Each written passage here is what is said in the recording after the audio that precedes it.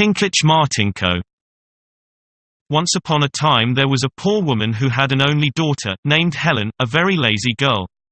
One day when she had refused to do a single thing, her mother took her down to the banks of a stream and began to strike her fingers with a flat stone, just as you do in beating linen to wash it. The girl cried a good deal. A prince, lord of the Red Castle, happened at that moment to pass by, and inquired as to the cause of such treatment, for it horrified him that a mother should so ill-use her child. "Why should I not punish her?" answered the woman. "The idle girl can do nothing but spin hemp into gold thread." "Really?" cried he. "Does she really know how to spin gold thread out of hemp? If that be so, sell her to me." "Willingly. How much will you give me for her?" "Half a measure of gold." "Take her," said the mother, and she gave him her daughter as soon as the money was paid. The prince placed the girl behind him on the saddle, put spurs to his horse, and took her home.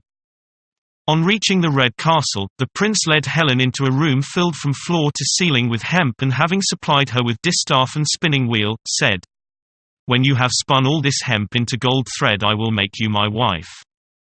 Then he went out, locking the door after him. On finding herself a prisoner, the poor girl wept as if her heart would break. Suddenly she saw a very odd-looking little man seated on the window-sill. He wore a red cap, and his boots were made of some strange sort of material. "Why do you weep so?" he asked. "I cannot help it," she replied. "I am but a miserable slave. I have been ordered to spin all this hemp into gold thread, but it is impossible, I can never do it, and I know not what will become of me. I will do it for you in 3 days, on condition that at the end of that time you guess my right name and tell me what the boots I am wearing now are made of." Without for one moment reflecting as to whether she would be able to guess aright, she consented.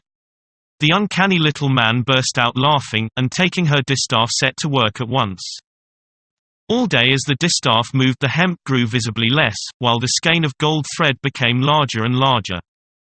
The little man spun all the time, and, without stopping an instant, explained to Helen how to make thread of pure gold. As night drew on he tied up the skein, saying to the girl, "Well, do you know my name yet? Can you tell me what my boots are made of?" Helen replied that she could not, upon which he grinned and disappeared through the window. She then sat and looked at the sky, and thought, and thought, and thought, and lost herself in conjecturing as to what the little man's name might be, and in trying to guess what was the stuff his boots were made of. Were they of leather, or perhaps plaited rushes, or straw, or cast iron? No, they did not look like anything of that sort. And as to his name, that was a still more difficult problem to solve. "What shall I call him?" said she to herself. "John. Or Henry. Who knows? Perhaps it is Paul or Joseph." These thoughts so filled her mind that she forgot to eat her dinner. Her meditations were interrupted by cries and groans from outside, where she saw an old man with white hair sitting under the castle wall. "Miserable old man that I am!" cried he. "I die of hunger and thirst, but no one pities my sufferings." Helen hastened to give him her dinner, and told him to come next day, which he promised to do.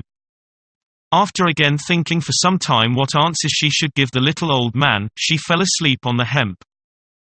The little old man did not fail to make his appearance the first thing next morning, and remained all day spinning the gold thread.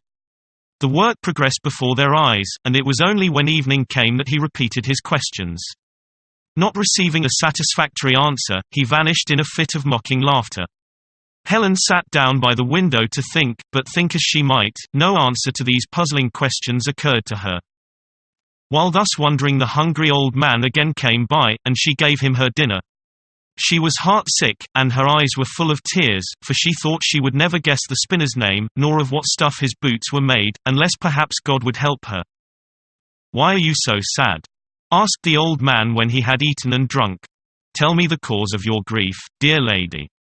For a long time, she would not tell him, thinking it would be useless, but at last, yielding to his entreaties, she gave a full account of the conditions under which the gold thread was made, explaining that unless she could answer the little old man's questions satisfactorily, she feared some great misfortune would befall her.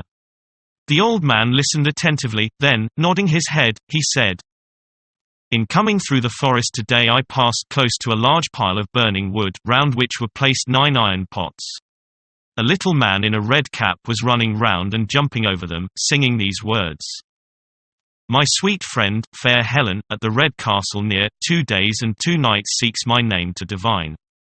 She'll never find out, so the third night 'tis clear my sweet friend, fair Helen, can't fail to be mine.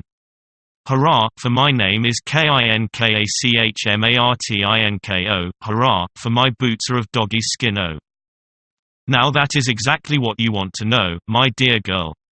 So, do not forget, and you are saved. And with these words the old man vanished.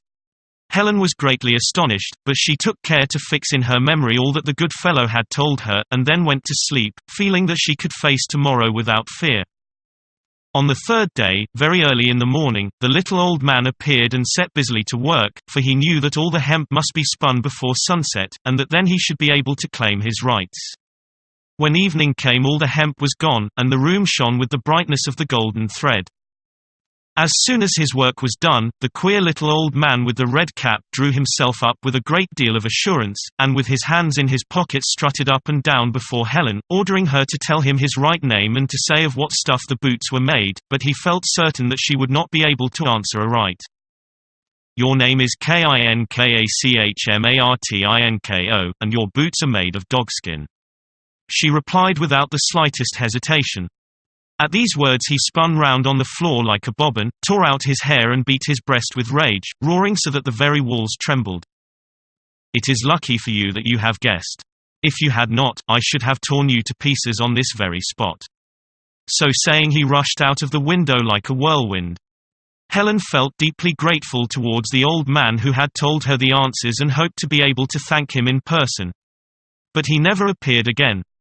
The Prince of the Red Castle was very pleased with her for having accomplished her task so punctually and perfectly, and he married her as he had promised.